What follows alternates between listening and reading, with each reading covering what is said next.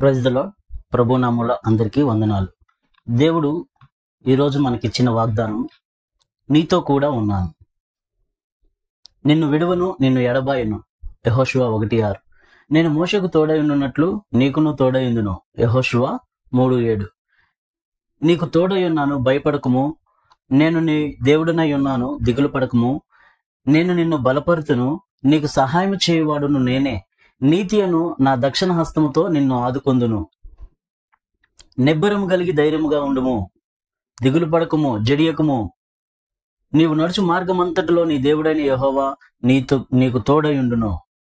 యెషయా గ్రంథము యెహోషువ 1:9.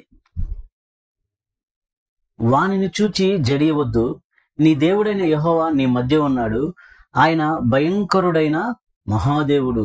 ద్వితీయోపదేశకాండం 7:12. ఎంత గొప్ప వాగ్దానాలు దేవుడు మనకిచ్చినప్పుడు కొంతమందికి దేవుడు వారికి తోడుగా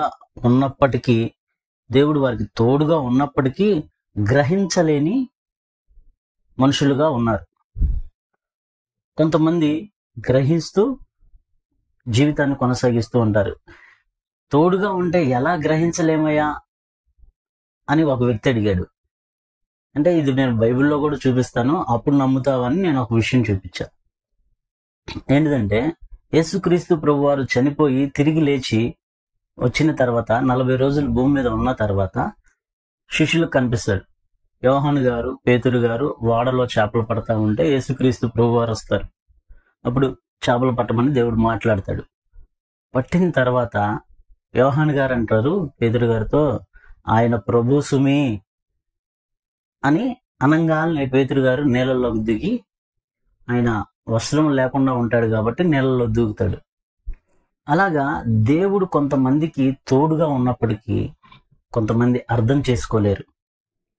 ఇవన్నీ వాగ్దానాలు ఎత్తిపట్టి నీవు మాట్లాడితే దేవుడు నీకు తోడుగా ఉంటాడు. అయితే ఇంకొన్ని వాగ్దానాలు చూద్దాం. పర్వతములు తొలగిపోయినను, మెట్టెలు తత్తరిల్లును, నా కృప నిన్ను వీడిపోదు, సమాధాన విషయమై నా నిబంధన తొలగిపోదు అని నీ యందు జాలిపడు యెహోవా సెలవిచ్చుచున్నాడు. ఎవరు సెలవిస్తున్నారు? దేవుడే సెలవిస్తున్నాడు. పర్వతాలు తొలగిపోయినా, మెట్టెలు తత్తరిల్లినా, ఎన్ని అనారోగ్య పరిస్థితులు వచ్చినా, ఎన్ని సమస్యలు వచ్చినా నా కృప నిన్ను వీడిపోదు. ఇంత గొప్ప దేవుడు మనకు తోడుగా ఉంటే మనకు ఈ ప్రపంచంలో ఏది అవసరం లేదు. సైన్యంలోకి అధిపతి యెహోవా మనకు తోడై ఉన్నాడు. యాకోబు యొక్క దేవుడు మనకు ఆశ్రయమై ఉన్నాడు. ఇంత గొప్ప దేవుడు మనకు తోడుగా ఉంటే మనకెందుకు భయము, మనకెందుకు దిగులు, మనకెందుకు చింత, మనకెందుకు పోరాటాల పట్ల మనశ్శాంతి కోల్పోయిన పరిస్థితులు. కాబట్టి దేవుడు మనకు తోడుగా ఉండటాలు బట్టి మనం సంతోషిస్తూ ఆనందిస్తూ ఈ లోకాన్ని జయిస్తూ ఉండాలి. అయితే దేవుడు మనకు తోడుగా ఉన్నాడని గ్రహించిన వారు ఉన్నారు. దేవుడు మనకు తోడుగా ఉన్నప్పటికీ గ్రహింపలేక కొనసాగుతున్న వారు ఉన్నారు. మనం ఎవరమై ఉన్నాము? దేవుడు మనకు తోడుగా ఉన్నాడని గ్రహించగలుగుతున్నామా? దేవుడు మనకు తోడుగా లేడని ఊహలో ఉన్నామా అన్నది ప్రియ క్రైస్తవుడా, నిన్ను నువ్వు ప్రశ్నించుకో. నీ ప్రవర్తన బట్టి దేవుని యొద్ద మొరపెట్టు. దేవుడు నీతో తోడుగా ఉండడానికి ఆయన కృప నిన్ను వీడిపోదు, సమాధాన విషయమైన నిబంధన తొలగిపోదు అని చెప్పాడు దేవుడు. ఇట్టి వాగ్దానాలు పట్టి మనం ప్రార్థన చేస్తే దేవుడు మనకు తోడుగా ఉంటాడు. ఎందుకంటే దేవుడు మాట ఇచ్చి నెరవేర్చే దేవుడు, మాట తప్పే దేవుడు కాదు. ఎన్ని పరిస్థితులైనా, ఎన్ని ఆటంకాలైనా, ఎన్ని ఇబ్బందులైనా, ఎన్ని శ్రమలైనా, ఎన్ని నిందలైనా దేవుడు మనల్ని విడిచిపోనే పోడు.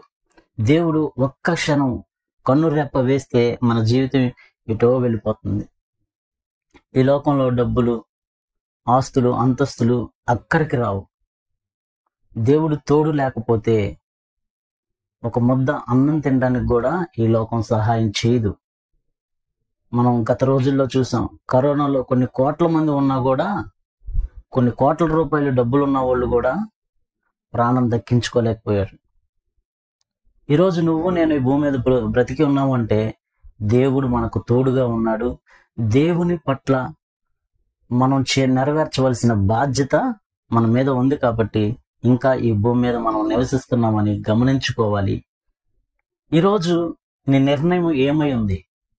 దేవుని బాధ్యత నెరవేర్చడానికి భూమి మీద ఉన్నావా?